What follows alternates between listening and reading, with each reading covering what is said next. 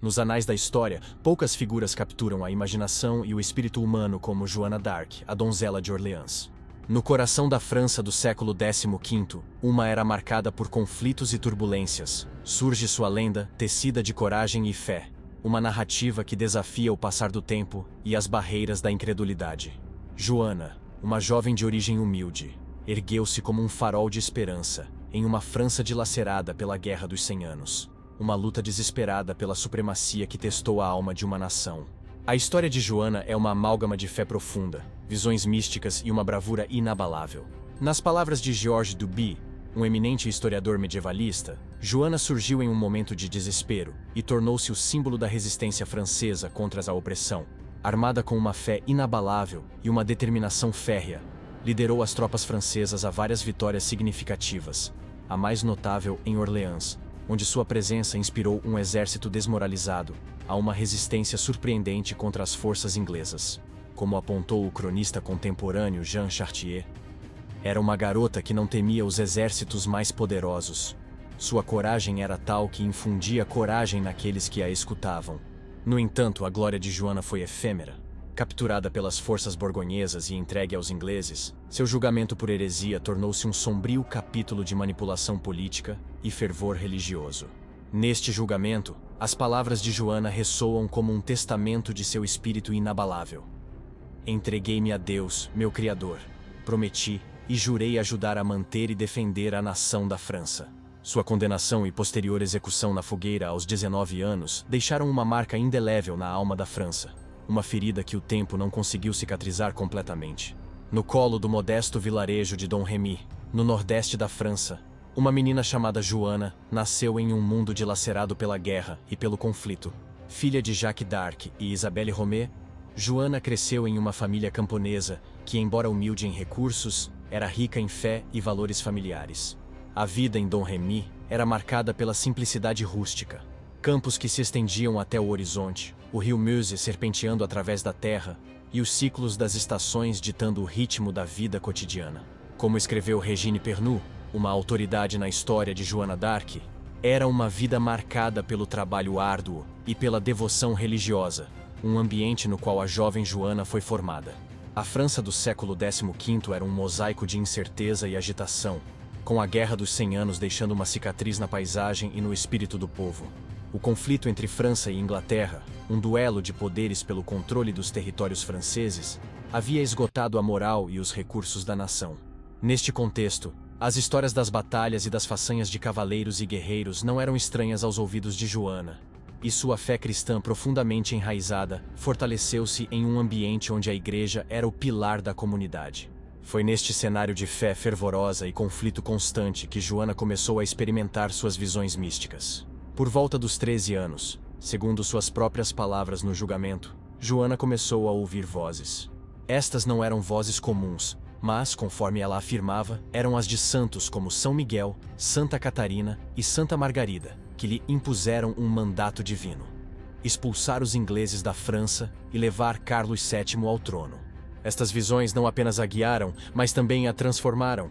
A historiadora Marina Warner observou: essas experiências místicas moldaram a identidade de Joana, dando-lhe uma determinação e um propósito que estavam além do ordinário.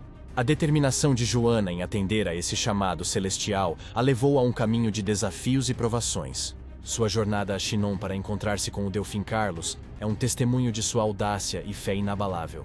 Vestida com trajes masculinos para sua proteção, um ato que mais tarde seria objeto de condenação, Joana desafiou as normas sociais e adentrou em um mundo dominado por homens, um mundo de política e guerra. Sua chegada à corte de Carlos em Chinon foi um momento crucial, não apenas em sua vida, mas na história da França. Conforme o relato do cronista Jean de Venette, ela falou com tal eloquência e convicção que todos os que a ouviram ficaram maravilhados. Nessa corte, Joana enfrentou ceticismo e escárnio, mas sua determinação e, segundo alguns relatos, sua capacidade de reconhecer Carlos entre seus cortesãos, apesar de nunca tê-lo conhecido antes, convenceu o Delfim e seus seguidores de sua missão divina. Armada com uma bandeira branca que ostentava a imagem de Deus e dos santos, Joana preparou-se para a batalha, não apenas como uma visionária, mas como uma líder no campo de batalha. Nas palavras do historiador Stephen Ritchie, Joana surgiu na corte como um raio de esperança, um antídoto contra o desespero que havia sufocado a moral francesa. A jovem camponesa, com uma determinação que eclipsava sua juventude, convenceu Carlos e seus conselheiros mais céticos de sua missão divina: libertar Orleans e coroar Carlos como rei da França. Na primavera de 1429, Joana colocou-se à frente de um exército francês, não como uma figura decorativa, mas como uma líder no verdadeiro sentido da palavra. A situação em Orleans era desesperadora. A cidade, um bastião vital para a França, estava cercada pelas forças inglesas. O cronista Jean Froissart, testemunha daqueles tempos, escreveu: "A donzela de Orleans não apenas inspirou os franceses com sua presença, mas também os guiou com astúcia e coragem que desafiavam sua idade e experiência." Na primavera de 1429, a situação em Orleans era crítica. A cidade, estrategicamente crucial, estava sitiada pelo exército inglês, que havia construído uma série de fortificações ao redor da cidade para cortá-la do resto da França. A chegada de Joana d'Arc no comando do exército francês marcou uma mudança radical na dinâmica do cerco. Os ataques que Joana liderou eram ousados tanto em seu planejamento quanto em sua execução. O primeiro movimento significativo foi um assalto direto e surpreendente à fortaleza de Saint-Lô, uma das posições estratégicas-chave dos ingleses. Este ataque, realizado no 4 de maio, foi um sucesso retumbante. Joana e suas tropas conseguiram capturar a fortaleza, uma façanha que não apenas surpreendeu os ingleses pela sua audácia, mas também revitalizou o espírito dos sitiados em Orleans. A próxima ação destacada foi 2 dias depois, no 6 de maio, quando Joana liderou um ataque contra outra fortaleza inglesa, Saint-Jean-le-Blanc, que havia sido abandonada recentemente pelos ingleses. Apesar de os ingleses terem se reagrupado na fortaleza próxima de Saint-Augustin, Joana e suas forças não se detiveram. Lançaram um assalto frontal a esta posição, alcançando uma vitória crucial que desmoronou ainda mais o anel de cerco inglês ao redor da cidade. O golpe final foi dado no dia seguinte, o 7 de maio, naquilo que se consideraria a batalha mais crítica do cerco: o ataque a Les Tourelles, o forte que controlava a ponte sobre o rio Loire, e, portanto, o acesso à cidade. Nesta batalha, Joana demonstrou sua liderança e bravura de maneira espetacular. Apesar de ser ferida por uma flecha, recusou-se a se retirar do campo de batalha, insistindo em permanecer na linha de frente. Sua tenacidade e coragem inspiraram as tropas francesas a lutar com um fervor renovado, culminando na tomada de Les Tourelles, após um combate feroz. Estes ataques, realizados em rápida sucessão, surpreenderam os ingleses não apenas pela sua ousadia e agressividade, mas também porque desafiaram a percepção da capacidade militar francesa naquele momento. Sob a liderança de Joana, o exército francês, antes desmoralizado e em retirada, transformou-se em uma força combativa e coesa. Conforme o cronista contemporâneo Jean de Venette observou, os ingleses se assombraram, seus corações caíram e sua valentia se dissipou diante da determinação de Joana e seu exército. A queda de Les Tourelles e o levantamento do cerco foram celebrados não apenas em Orleans, mas em toda a França. A vitória foi inesperada. Os franceses estavam em constante retirada, e a chegada de uma jovem camponesa afirmando ser enviada por Deus para salvar a França parecia pouco mais que um conto de fadas. No entanto, Joana provou ser a catalisadora de uma mudança radical, como destacou o cronista contemporâneo Jean Chartier. A chegada de Joana a Orleans foi como o aparecimento de um anjo guardião para os franceses. A libertação de Orleans não foi apenas uma vitória militar para a França. Foi um símbolo de resistência e esperança. A liderança de Joana, sua fé inabalável e sua coragem no campo de batalha reverteram o curso da Guerra dos 100 Anos e elevaram seu status a uma figura heróica e quase mítica na história francesa. Os historiadores modernos, como Kelly de Vries, observaram que o impacto de Joana na moral francesa foi tão significativo quanto seus feitos táticos. De Vries comenta: Joana transformou a guerra não apenas com sua participação direta no campo de batalha, mas também elevando o espírito de um povo abatido. A captura de Joana d'Arc e seu posterior julgamento em Rouen constituem um episódio sombrio e complexo na história da Guerra dos 100 Anos. Um que se estende além do âmbito da batalha para adentrar nos obscuros meandros da política e da religião da época. Seu julgamento por heresia não foi apenas uma questão de fé e ortodoxia, mas um jogo de poder e manipulação. onde a vida de uma jovem camponesa tornou-se o centro de uma contenda entre nações e credos. A captura de Joana ocorreu no 23 de maio de 1430, em Compiègne, enquanto defendia a cidade contra um ataque das forças borgonhesas, aliadas dos ingleses. Sua queda nas mãos inimigas marcou o início do fim de sua breve, mas impactante carreira militar. As circunstâncias de sua captura têm sido objeto de debate e interpretação ao longo dos anos, com alguns historiadores sugerindo que foi abandonada por suas próprias tropas, enquanto outros argumentam que foi simplesmente o resultado da confusão e do caos do combate. Alguns historiadores, baseando-se em relatos de testemunhas e documentos da época, sugerem que Joana foi abandonada no campo de batalha por suas próprias tropas. Esta teoria sustenta que, durante a frenética retirada das forças francesas para a segurança das muralhas de Compiègne, a ponte levadiça fechou prematuramente, deixando Joana e um pequeno grupo de soldados fora das muralhas e à mercê do inimigo. Este ato poderia ser interpretado como um abandono deliberado, possivelmente motivado pela desconfiança ou deslealdade de alguns comandantes franceses em relação a Joana, cuja influência e status eram vistos com receio e inveja por certos setores da nobreza francesa. Por outro lado, outra interpretação sugere que a captura de Joana foi o resultado da confusão e do caos inerentes ao combate. Segundo esta visão, o fechamento da ponte levadiça e a consequente captura de Joana não foram atos de traição ou abandono, mas consequências infelizes da desordem do campo de batalha. No meio do tumulto, com as forças borgonhesas pressionando fortemente, o fechamento da ponte pode ter sido uma decisão apressada para proteger a cidade, sem tempo suficiente para assegurar a retirada segura de todos os combatentes, incluindo Joana. A narrativa da captura de Joana em Compiègne, portanto, entrelaça temas de lealdade, traição e a brutal realidade da guerra medieval. A jovem que havia desafiado as expectativas e liderado a França em várias vitórias, encontrou-se abruptamente em uma situação de vulnerabilidade e perigo. Após sua captura, Joana foi entregue aos ingleses, que a levaram a Rouen para ser julgada. O julgamento de Joana d'Arc por heresia foi um procedimento carregado de tensões políticas e eclesiásticas. Como aponta o historiador George Duby, o julgamento de Joana foi mais um ato político do que uma busca sincera pela verdade teológica. Sob a direção do bispo Pierre Cochon, um leal partidário dos ingleses, o julgamento visava não apenas condenar Joana, mas também deslegitimar a causa do Delfim Carlos, ao provar que sua coroação em Reims fora patrocinada por uma herege. O julgamento ocorreu em um ambiente de intensa pressão e coação. Joana foi interrogada sobre uma variedade de tópicos, desde seu uso de roupas masculinas até suas afirmações de receber visões divinas e mensagens de santos.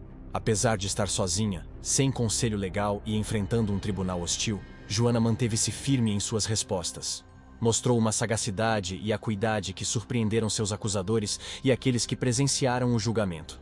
Como apontou o cronista contemporâneo Jean Chartier, seu engenho era tal que frequentemente deixava seus juízes perplexos e envergonhados. O julgamento de Joana d'Arc em Rouen, mais que um simples procedimento legal, foi um duelo intelectual e espiritual, em que uma jovem camponesa enfrentou uma assembleia de teólogos e juristas experientes. O julgamento foi uma mistura de teologia, lei e política.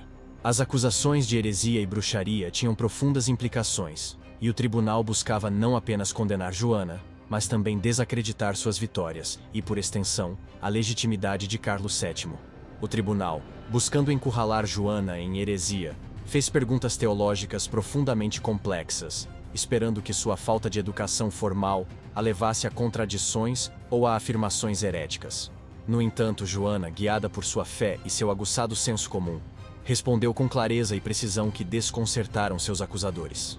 Por exemplo, quando questionada se sabia se estava em graça de Deus, Joana respondeu: "Se não estou, Deus me coloque nela. E se estou, Deus me mantenha nela." Esta resposta, ao mesmo tempo humilde e astutamente evasiva, frustrou seus juízes, que esperavam encurralá-la em um dilema teológico. Um dos pontos centrais do julgamento foi sua escolha de vestir roupas masculinas, um ato considerado impróprio e desafiador às normas de gênero da época. Joana defendeu essa escolha não apenas como uma necessidade prática no campo de batalha e para se proteger em um ambiente dominado por homens, mas também como parte de sua missão divina. Esta defesa deixou seus acusadores perplexos, já que desafiava as convenções sociais e eclesiásticas sem cair em heresia. A despeito do intenso escrutínio e das acusações de alucinações ou enganos diabólicos, Joana manteve-se firme em seu relato das visões e mensagens divinas que recebera. Sua habilidade em descrever estas experiências com consistência e detalhe, e sua inabalável afirmação de que foram enviadas por Deus, deixaram pouco espaço para seus acusadores provarem que eram invenções ou enganos. Ao longo do julgamento, Joana enfrentou táticas de intimidação e ameaças de tortura. Foi submetida a sessões de interrogatório prolongadas e exaustivas, frequentemente realizadas por múltiplos inquisidores simultaneamente. Estas sessões buscavam desorientá-la e pressioná-la a se contradizer ou revelar alguma fraqueza em suas afirmações. Os inquisidores faziam perguntas capciosas e frequentemente repetiam as mesmas questões de diferentes maneiras, na tentativa de capturá-la em erros ou inconsistências. Durante o julgamento, Joana esteve isolada e em condições de encarceramento particularmente duras. Encontrava-se em uma cela escura e úmida, com severas restrições em sua mobilidade e acesso limitado à assistência religiosa ou apoio exterior. Este isolamento buscava debilitar sua resistência física e emocional, tornando-a mais suscetível à pressão durante os interrogatórios. Uma das táticas mais insidiosas utilizadas contra Joana foi a ameaça de tortura física. Em várias ocasiões, mostraram-lhe instrumentos de tortura ou a levaram à sala de torturas, insinuando o que poderia esperar caso não cooperasse. Embora não haja evidência de que Joana tenha sido fisicamente torturada, a mera ameaça e a demonstração destes instrumentos eram suficientes para infundir medo. No entanto, Joana manteve sua firmeza, recusando ceder a estas intimidações. O tribunal também empregou táticas de manipulação psicológica, tentando confundi-la e desacreditar suas visões e vozes divinas, sugerindo que eram invenções ou enganos do diabo. Interrogaram-na agressivamente sobre sua fé e suas experiências místicas, tentando apresentá-la como blasfema ou louca. O julgamento culminou quando Joana foi finalmente condenada por heresia e sentenciada à fogueira. No 29 de maio de 1431, na Praça do Velho Mercado de Rouen, Joana d'Arc foi queimada viva, um ato que se tornou um dos momentos mais infames e emocionalmente carregados da história medieval. A execução de Joana, longe de ser um simples ato de justiça religiosa, foi uma clara mensagem política dos ingleses à França e a qualquer apoiador de Carlos VII. A execução de Joana d'Arc, ocorrida no 30 de maio de 1431 em Rouen, Normandia, é um dos momentos mais sombrios e lembrados da história medieval. Quanto à morte na fogueira, é um método de execução extremamente cruel e doloroso. A fogueira foi preparada com madeira, empilhada para criar uma base sólida e reforçada, com materiais mais combustíveis como palha ou ramos secos, para assegurar que o fogo se espalhasse rapidamente e com intensidade. A temperatura da fogueira pode ter alcançado entre 600 e 1000 graus Celsius. Esta alta temperatura causou um dano severo e rápido aos seus tecidos.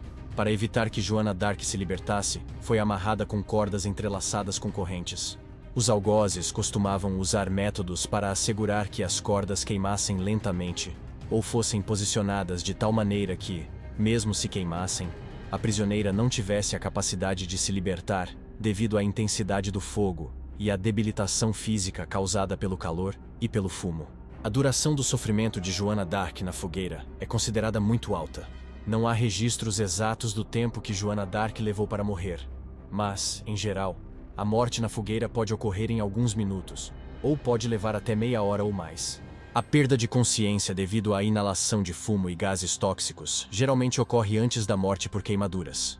A execução de Joana d'Arc e qualquer morte na fogueira é um lembrete das brutais práticas da época medieval e de como estas práticas eram utilizadas para punir e aterrorizar.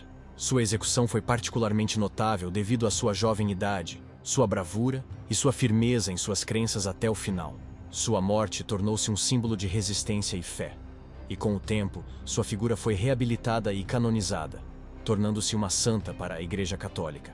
A imagem de Joana na fogueira permaneceu na memória coletiva como um poderoso lembrete da brutalidade da época e da força do espírito humano diante da adversidade. A morte de Joana não foi o fim, mas o início de sua imortalidade.